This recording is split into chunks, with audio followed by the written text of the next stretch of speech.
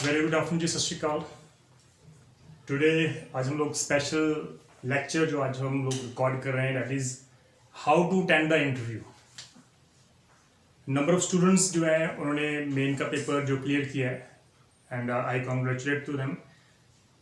Interview के लिए उनको कॉल आ चुकी है, इसलिए काफ़ी स्टूडेंट्स ने मुझे कहा कि आप एक लेक्चर जो इस पर बनाएं कि हम लोग इंटरव्यू कैसे अटेंड करें, क्या पॉइंट्स जो होते हैं जो हमें ज़रूरी हैं इंटरव्यू को जब हम लोग अटेंड करने जाते हैं, वो हमें इंपॉर्टेंट पॉइंट्स ध्यान में रखने होते हैं जब भी आप इंटरव्यू अटेंड करते हो।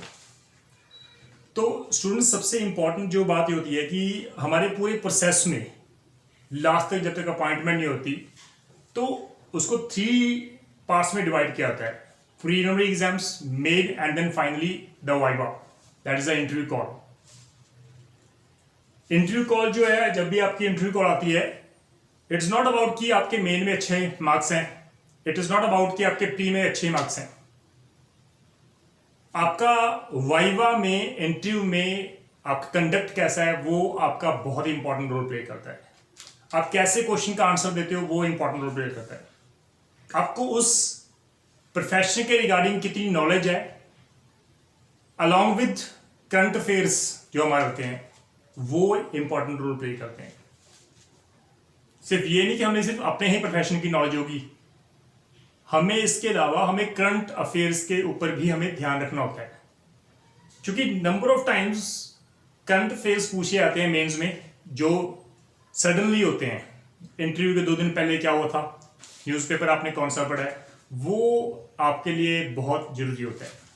तो सबसे इंपॉर्टेंट बात, जब भी हम लोग इंटरव्यू की बात करते हैं तो वो सबसे इंपॉर्टेंट असेसमेंट पार्ट है हमारा, आपके attitude, aptitude and as well as the ability को चेक करने के लिए। आपका एप्टीट्यूड, राइट, आपकी एबिलिटीज क्या है, उसको चेक करने के लिए हमेशा जो है वो इंटरव्यू का पार्ट रखा जाता है, क्योंकि हमें वो पर्सन चाहिए जो हमें सिर्फ किताबी लैंग्वेज या नॉलेज रखने वाला पर्सन नहीं चाहिए।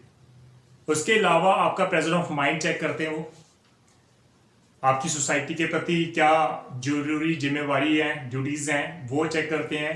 आपको लॉ के अलावा क्या नॉलेज है, प्रोफेशन के अलावा और क्या नॉलेज है, वो आपके प्लस पॉइंट्स होते हैं जो चेक किए जाते हैं इंटरव्यू में, क्योंकि उनको सिर्फ किताबी कीड़ा नहीं चाहिए। नंबर ऑफ पर्सन जो है वो रट्टाफिकेशन मार के अच्छे मार्क्स भी ले लेते हैं, लेकिन इंटरव्यू में वो अपेयर जब होते हैं तो वो जो है वो कहीं ना कहीं उनके कमी होती है, वो हम लोग आज डिस्कस करेंगे। तो स्टूडेंट, सबसे इंपॉर्टेंट जो पार्ट होता है जब भी आप इंटरव्यू में होते हो, तो एक बात ध्यान रखना कि first impression are the most lasting. जब आप अपेयर होते हो इंटरव्यू में, आपका फर्स्ट इंप्रेशन हमेशा के लिए वो शार्प छोड़ जाता है उन पे। तो उसके बाद आप क्या करते हो, वो उनको कवर कर लेता है, समटाइम्स आपके नेगेटिविटी को भी कवर कर लेता है समटाइम्स। तो first impressions are the most lasting, इसको प्लीज आप ध्यान में रखना। तो ये इंपॉर्टेंट है कि जो गर्ल्स जब भी इंटरव्यू अटेंड करने जाती है तो वो नीटली ड्रेसअप हो, अपनी अवॉइड करें वेयरिंग, जो अननेसेसरी वेयरिंग्स है उनको अवॉइड करें, ज्वेलरीज वगैरह ना डालें, मेकअप ज़्यादा ना करें जितना जरूरी है। लाइक अब अगर वो मैरिड है तो वो जितना जरूरी है वो सिर्फ उतना ही मेकअप करे, अदरवाइज नहीं। बॉयज जो है वो प्रॉपर ड्रेस में जाएंगे, प्रॉपर टाइज वगैरह जो है वो वेयर करेंगे। इसको प्लीज आप ध्यान रखना। ड्रेस एक कोड होता है हमारा, white shirts and black pant. Girls के लिए भी व्हाइट एंड ब्लैक की रिगार्डिंग हम लोग बात करें, व्हाइट आप डाल सकते हो, राइट। तो इसको प्लीज आप ध्यान में रखना कि ड्रेस कोड भी हमारा इंपॉर्टेंट है। आपका impression, first impression last impression हो सकता है।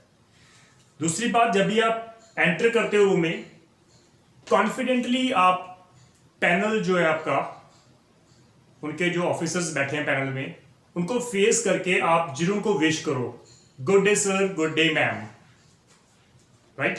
उसके बाद आपको वो अलाउ करेंगे, प्लीज हैव अ सीट, आप उसके ऊपर बैठेंगे आराम से, सीट पे कंफर्टेबल होकर आराम से बैठना, ठीक है। अगर हम बात करें इंटरव्यू में, तो इंटरव्यू नॉर्मली जो इंटरव्यूज जो होते हैं, आपके जो इंटरव्यू ले रहे होते हैं, पैनल्स जो होता है हमारा, ये basically they pay more attention to a candidate who displays an enthusiasm. तो ये बहुत ही इंपॉर्टेंट है। आपका चेयरफुल होना, आपका कॉन्फिडेंट में अपेयर होना इंटरव्यू में, वो चेक किया जाता है। अगर आप चेयरफुल हो, आप कॉन्फिडेंटली बैठे हो, वो आपका प्लस पॉइंट है। लेकिन अगर आप के हाथ फूल रहे हैं, आपकी आवाज फूल रही है, जो आपकी नेचुरल आवाज थी वो नहीं आ रही, आपकी टांगों में वाइब्रेशंस हो रही हैं, तो कहीं ना कहीं ये नेगेटिविटी जो है वो पैनल के माइंड में आएगी, he is not in confidence. तो जो आज कॉन्फिडेंट नहीं है वो चेयर पे बैठकर क्या कॉन्फिडेंटली डिसाइड करेगा। तो इंपॉर्टेंट है that maintain a cheerful disposition during the interview. जब भी आप इंटरव्यू जाते हो चेयरफुल रहो, ठीक है जी। फर्दर हम लोग बात कर रहे हैं, जब भी आप इंटरव्यू में अपेयर होते हो, so always present your views in a lucid manner.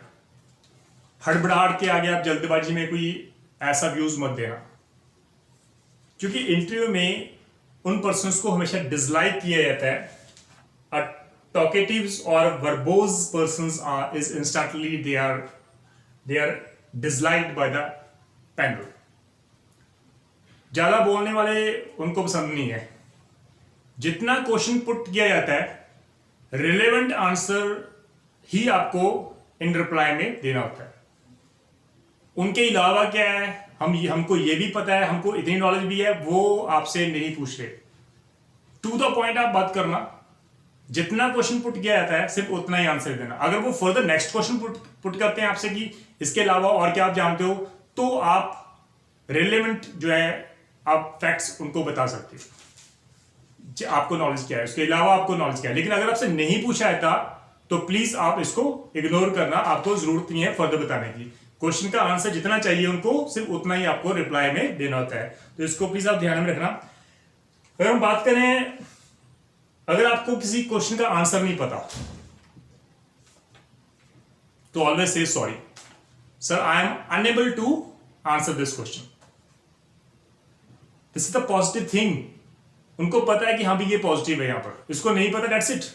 सो ये इंपॉर्टेंट है, if you do not know the answer, never ever try to bluff. Sir sir sir ये हो सकता है, सर शायद ये भी हो सकता है। डोंट एवर से like this. If you do not know the answer, say openly with confidence, sir sorry I am unable to answer this question.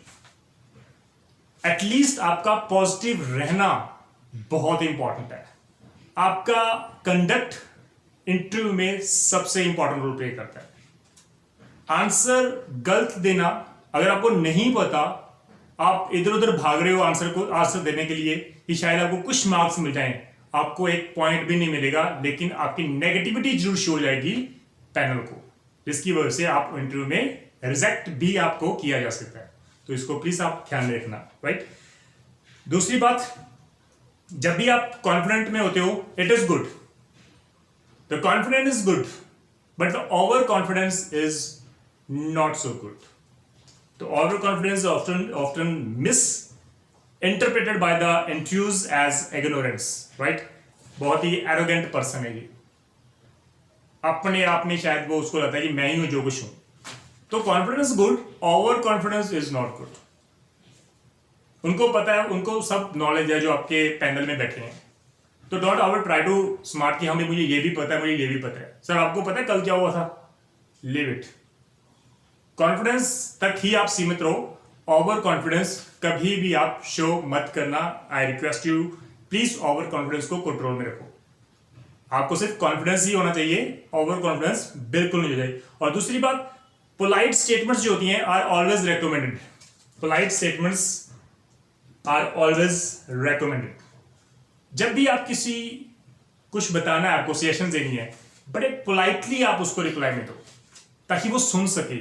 जब भी आप पोलाइटली स्टेटमेंट देते हो, उनको रेकमेंड किया जाता है, उनको सुना जाता है। इसको प्लीज आप ध्यान रखना। ऊंची आवाज में ओवर कॉन्फिडेंस जो होता है, तो नॉर्मली कम आवाज भी नहीं होनी चाहिए ताकि उनको लगे कि हाँ भाई चल अपने आप में बोल रहा है, और वो भी नेगेटिव पॉइंट है आपके लिए। Over confidence it's not good, ये भी आप ध्यान रखना। अगर हम बात कर रहे हैं, जब भी आपसे क्वेश्चन पुट किए जाते हैं पैनल में, नंबर ऑफ पर्संस होते हैं, तो सबसे इंपॉर्टेंट बात ये होता है कि मेंटेन द आई कांटेक्ट। आपसे क्वेश्चन पुट किए जाते हैं, आप नीचे देख रहे हो, धरती की तरफ, फर्श की तरफ देख रहे हो, जहां आप उनके चेयर को देख रहे हो, उनके फेस को नहीं देख रहे, आई कांटेक्ट नहीं हो रहा आपका, हो रहा उनके आप हाथों को देख रहे हो, दैट मीन्स आप कॉन्फिडेंट नहीं हो, दैट मीन्स आप श्योर नहीं हो कि आपको पता है या नहीं पता। तो the important thing is always maintain the eye contact, even though कि आपको आंसर नहीं पता, बट ओपनली से with eye contact, sir I am sorry, I am unable to answer this question, मुझे इसका आंसर नहीं आता, प्लीज नेक्स्ट।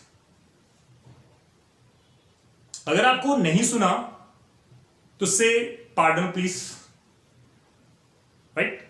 तो इसको प्लीज सब ध्यान में रखना, ठीक है जी। सो ऑलवेज एक बात आप ध्यान रखना, जो पैनल आपके बैठा होता है इंटरव्यू लेने के लिए, वो एक नेचुरल पर्सन को खोज रहा होता है आप में, ना कि आपके अंदर से कोई एक्टर खोज रहा होता है। आप नेचुरल रहें, be natural, represent to the panel that you are natural, that you know the knowledge, और आप ब्लफ नहीं कर रहे, इसको प्लीज आप ध्यान रखना, राइट। जब भी इंटरव्यू खत्म होती है, नॉर्मली बेस्ट ऑफ लक किया जाता है आपको पैनल के द्वारा, best of luck gentleman, right. उसका आपको रिप्लाई करना होता है, thank you sir, thank you ma'am, आराम से आप रूम से बाहर जा सकते हो, ये इंपॉर्टेंट है। तो these are the important points जो आपको ध्यान में रखने होते हैं। और जब आपको इंटरव्यू में कॉल किया जाता है, तो क्वेश्चन जनरली क्या क्वेश्चन पुट किए जाते हैं आपसे पूछा जाता है that gentleman please introduce yourself, ma'am please introduce yourself. अब अपने आप को इंट्रोड्यूस करवाना है आपको, तो आपको पता होना चाहिए, राइट। समटाइम्स क्वेश्चन डायरेक्टली पूछे जाते हैं कि what are your strengths and the weakness, आपको पता होना चाहिए आपकी स्ट्रेंथ क्या है, आपकी वीकनेस क्या है। जनरली क्वेश्चन पुट किया जाता है आपसे, क्वेश्चन पुट किया जाता है कि tell us something about your family background, तो आपको फैमिली बैकग्राउंड के रिगार्डिंग भी आपको बताना होता है। लेकिन कुछ इंपॉर्टेंट पॉइंट्स हैं कि आपको जितना पूछा जाता है सिर्फ आप उतना ही रिप्लाई करो, ठीक है। दूसरी बात, why did you choose a practice in civil and criminal act, या क्रिमिनल फील्ड में, सिविल फील्ड में आपने प्रैक्टिस क्यों चूज की। अगर आप प्रैक्टिस कर रहे हो, then why you selected as a criminal, why you became a criminal lawyer, civil lawyer कैसे बने आप, क्यों आपका इंटरेस्ट क्रिमिनल में नहीं है, आपको पता होना चाहिए। नॉर्मली क्वेश्चन पुट किए जाते हैं that why do you consider yourself suitable for this job, बहुत इंपॉर्टेंट क्वेश्चन है। आप क्यों समझते हो कि आप ही एक ऐसे पर्सन हो जो सुटेबल हो इस जॉब के लिए। You have to give the positive answer, you have to give the positive answer. Sir क्योंकि मैंने लॉ पढ़ा है, मुझे लॉ की नॉलेज है, और बचपन से लेके आज तक, अभी तक मैं सिर्फ ये सोचता हूं कि जस्टिस जो है वो कोर्ट से दी जाती है। द जजेस जो है basically they give the justice. Justice जो है हमारी सोसाइटी में एक इंपॉर्टेंट रोल प्ले करता है, क्योंकि हर पर्सन सिर्फ इतना उसको पता है कि अगर उसकी राइट वायलेशन हुए हैं तो उसको सिर्फ कोर्ट में ही जाना है, उसको ट्रस्ट है कोर्ट में कि हाँ भी मुझे सिर्फ जस्टिस मिलेगा तो कोर्ट में ही मिलेगा। और एक ये ऐसी जॉब है जहां पर आप बैठ के आप पर्संस के जो वायलेशन जिसके हुए हैं, जिनके राइट वायलेट हुए हैं, आप उनके राइट्स को प्रोटेक्ट कर सकते हो। आप ऑन मेरिट बेसिस पे विदाउट एनी बायस डिसीजन दे सकते हो। और मुझे लगता है कि सिर्फ यही पोस्ट के लिए मैं सूटेबल हूं, क्योंकि मैंने इसके अलावा और कोई सोचा भी नहीं। My father he was lawyer, वो लॉयर थे, तो वो हमेशा मुझे अप्रिशिएट करते थे कि बेटा सिर्फ ये फील्ड एक ऐसा फील्ड है, ये प्रोफेशन एक नोबल प्रोफेशन है जो सिर्फ हमारे हाथ में है कि उसको नोबल रखना। And I think that I am a suitable person. तो इसका रिप्लाई आपको ध्यान में देखना, आप अपने अकॉर्डिंग आप सोचो कि आपको क्या उसका रिप्लाई करना होता है। तो जब भी आपसे ये क्वेश्चन पुट किया जाए कि why you are suitable for this job, तो आपका उसको आंसर पॉजिटिव में देना होता है। दूसरी अगर बात करें कि लॉ के रिगार्डिंग भी क्वेश्चन पुट किए जाते हैं। अब लॉ के रिगार्डिंग क्वेश्चन क्या हो सकते हैं, क्या नहीं हो सकते, एटलीस्ट ये तो डिपेंड करता है कि आपको लॉ के रिगार्डिंग कितनी नॉलेज है, क्योंकि इसके रिगार्डिंग कोई परफेक्ट नहीं है। क्या क्वेश्चन पुट किया जाता है किसी को नहीं पता, but you at least must have a knowledge about the procedure law. आप ज्यादातर क्वेश्चन सीआरपीसी, सीपीसी, एविडेंस और आईपीसी में ज्यादातर क्वेश्चन पुट किए जाते हैं, बट दैट डजंट मीन कि दूसरे लॉ को आप इग्नोर कर दो। Constitution is the important part, काफी क्वेश्चन पुट किए जाते हैं आपको कॉन्स्टिट्यूशन में।